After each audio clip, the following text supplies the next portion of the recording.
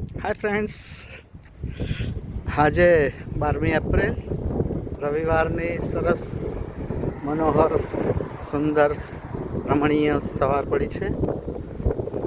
હા, ઘણા દિવસોથી ઠંડુ વાતાવરણ હતું, પણ આજે ઘણું સારું છે. એટલે આ વોકિંગમાં નીકળ્યો છું. સહેજ પવન છે એટલે પણ ઠંડુ બહુ નથી, એટલે મજા આવે એમ. જો વૃક્ષોમાં હજી પૂરી વસંત ઋતુ આવી નથી.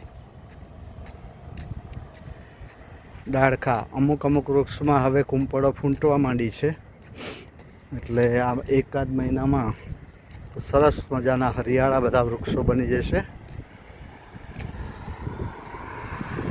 અહીં સપ્ટેમ્બર ઓક્ટોબરમાં પાનખર આવી જાય, પાંદડા બધા ખરી પડે, વૃક્ષો ઠૂઠા થઈ જાય.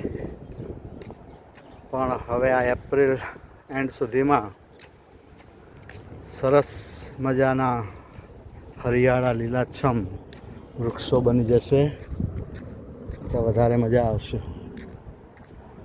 અમુક વૃક્ષો એવા હોય છે કે એના પાંદડા કાયમ માટે લીલાછમ રહે, જુઓ.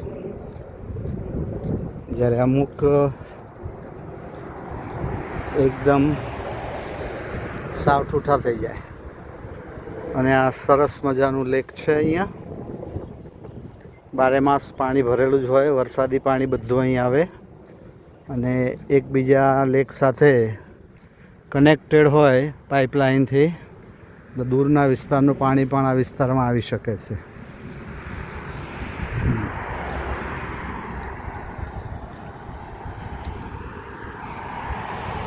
બોલો, તમારે કેમ છે મિત્રો? બધાને મજામાં હશો ને? ઓકે, જય શ્રી કૃષ્ણ સૌને. Thank you.